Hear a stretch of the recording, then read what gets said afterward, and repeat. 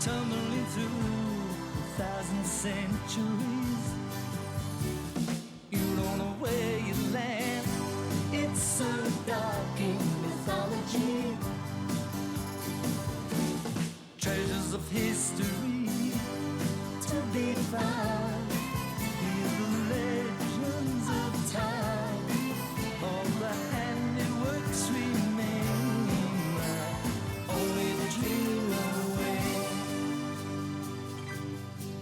Orion, Orion, Orion, Orion, Orion,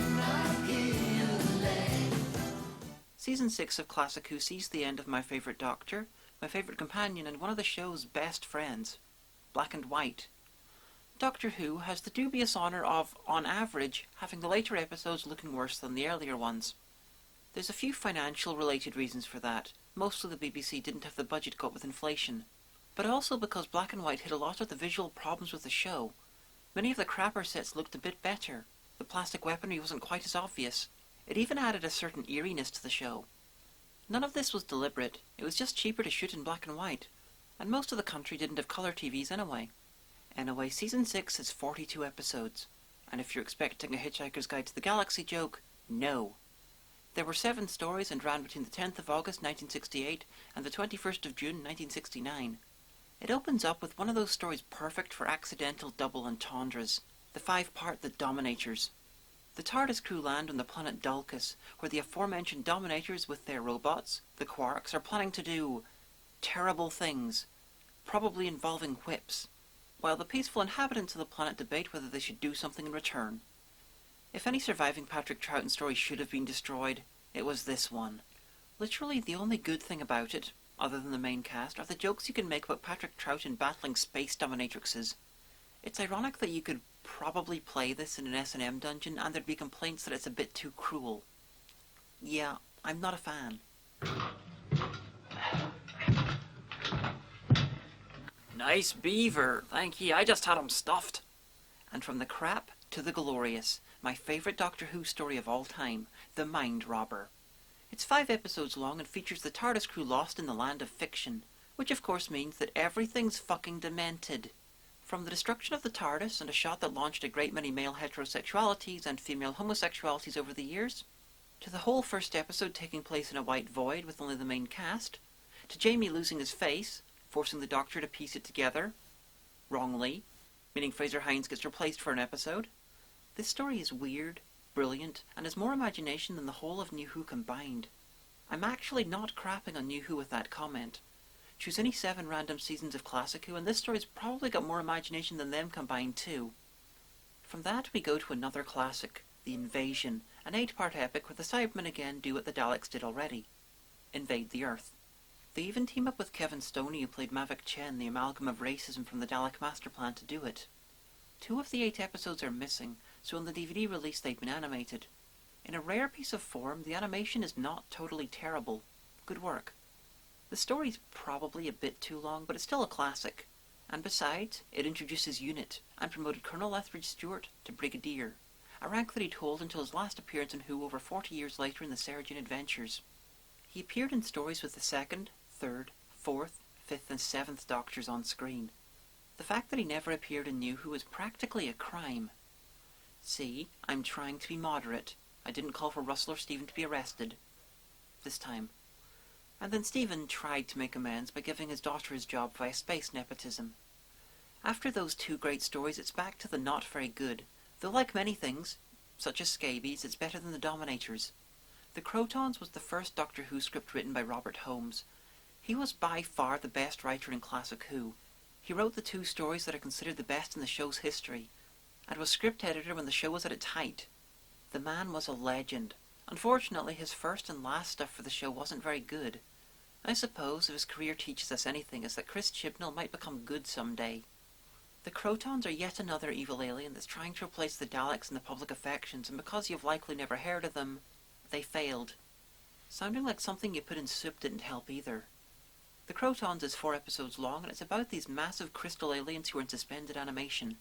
Like all evil alien creatures in suspended animation, they gain power by eating people's brain power. And by looking fucking ridiculous. Ooh, I'm a Kroton! I'm a Kroton! Ooh. I was so much younger then. Next up is The Seeds of Death, not to be mistaken for The Seeds of Doom, which is a Tom Baker story, featuring very different green things that'll kill you. This is 6 parts long, and it's the first script from Terrance Dicks, probably second only to Robert Holmes when it comes to important writers in the show's history. The Ice Warriors are back, and like the Cybermen are copying the Daleks, they are copying the Cybermen. The Ice Warriors are attacking a moon base, and it's up to the TARDIS crew to save the day. This really feels like the missing story from Season 5. Of course, if they put it there, then they'd have to change the name of the show from Doctor Who to Base Under Siege by Monsters with Patrick Troughton. This story also features the return of the patented Patrick Troughton evil foam, which I know you're all ecstatic about. I know I am. No one can outact that man when foam is involved. This is another one of the stories where the Doctor does shit that would make New Who go weak at the knees. The Doctor incinerates some Ice Warriors with homemade heat rays and redirects an entire fleet of them straight into the sun. Truly the Doctor is the man who never would. Fuck you, Doctor's daughter. It's a good, solid story, nothing really special, but the direction was less pedestrian than normal. We had some interesting angles in this wholly pointless but brilliant shot of a countdown. There is no need for this, but it's fucking brilliant. Second to last for the season is The Space Pirates, and it's yet another bad one. Yet another bad one by Robert Holmes. It's 6 episodes of faffing about in space as Doctor Who attempts to be Star Trek, / attempts to parody Star Trek, while every second character attempts a comedy accent. There's the captain played by Sims from Adam Adamant. What is our arrival time? Still 90 minutes to go, sir. We are going to be too late again. Which is just what the fuck. And then it gets silly when they introduce a grizzled 1870s space prospector. Rubbishy newfangled solar toasters. Offbeat and random characters are kind of a thing for Robert Holmes, so I'm hoping this was just the dry run for the much less stupid offbeat random characters he put in stories later on. This might not have been so bad, but it seems like the TARDIS crew are barely in the story for most of it. This story is mostly lost and Oblivion can have it. But if it is found, maybe like Enemy of the World it'll get re-evaluated. But I doubt it. Last up is Troughton's Dalek Master Plan, the single longest regeneration story, 10 episodes long. That's almost as long as a whole season during the Sylvester McCoy era. A race of aliens called the Warlords, and when you call yourself the Warlords, you're kind of limiting your race's choices in future. Anyway, they decided that humanity are kick-ass at war, and so have kidnapped a bunch of human soldiers from different time periods and allowed them to continue fighting their wars, convinced they're still on Earth. Eventually, the Warlords hope to turn them into an army they can use to conquer the galaxy. Given how powerful they seem to be, I'm not entirely sure why they chose soft, squishy humans over Ogrons or Raston or most aliens in Doctor Who. But what the hell? The first 9 episodes are solid, though they're very, very long. They introduce the War Chief, the first evil Time Lord to wear black, be camp, and have ridiculous facial hair. It's been suggested that he was either the inspiration for, or an earlier incarnation of the Master. And the production design is brilliantly 60s, the amazingly pointless type of 60s. Anyway, after 9 episodes, the Doctor realizes he can't handle the situation alone and uses one of the Time Lord distress cubes that turned up in the Doctor's wife to signal the Time Lords, and I'm going to stop talking for a few moments. If you don't know what happens and you want to go and watch it, then please go and watch it. If you want me to spoil it, then stay.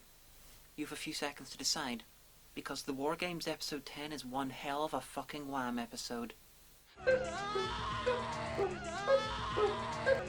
Time's up! What follows is the second best episode in Doctor Who history. The Time Lords arrive, slowing time so the Doctor can't escape, and without missing a beat destroy the Warlords from history. As in, they never existed. They then put the Doctor on trial for interfering with other species as history. Now these aren't the ridiculous and easily defeated Time Lords of later Classic Who, or they get their asses handed to them by the Daleks Time Lords of New Who. These guys are basically techno-gods. They can kill with a thought, wipe you from history, and are almost omnipotent. The Doctor is rightly terrified of them. And then in later Who, they were ruined so much that the Doctor could just waltz into Gallifrey and conquer them if he felt like it. Anyway, the Time Lords find him guilty and sentence him to regeneration. Basically, they execute the second Doctor. They wipe the memories of his 2 companions' adventures and send them back to where and when they first met the Doctor. For Zoe, that was the wheel in space. For Jamie, that's being hunted and possibly killed by the English. And then they exile the Doctor to the Earth in the 70s. or 80s. It's a massive what the fuck episode, and I fucking loved it. I once ran into Bernard Horsfall, who played Time Lord 1. It was at a convention, and I really confused the poor old man because I squeed over his performance in this. The man was most famous in Doctor Who for playing the villainous Chancellor Goth in The Deadly Assassin, one of the two stories that I considered the best in the show's history, and I only wanted to talk to him about a bit part he did years earlier. He was about 80 at the time, and I'm not sure he even remembered he was in the War Games. Now this might sound like I was trolling, but no. Time Lord 1 in episode 10 of the War Games is my favourite Time Lord character outside the Doctor or the Master. I suppose that's the sign of an uber-sad fan, when one of your favourite characters doesn't even have a name and only appeared in one episode. Though I suppose Time Lord 1 could have been Chancellor Goth. Anyway, that's it for the second Doctor. He came back 3 times after that, and eventually I'll get to those stories. He was also probably forced to do some dirty work for the Time Lord Secret Service after the trial and before the forced regeneration. But I'm sure I'll talk about that around the time he appears with Colin Baker. Season 6 was a very uneven year. It had some awful stories and some greats, and ended on a mind-blowingly high note. Not for the character, but in quality. Join me next time as Doctor Who discovers colour, we meet the third Doctor and deal with a season with no time travel. Measure the mystery and the sound without taking up time. So the handiworks remain. Only a dream around. You'll either be angry if you kill me or I'm a genius.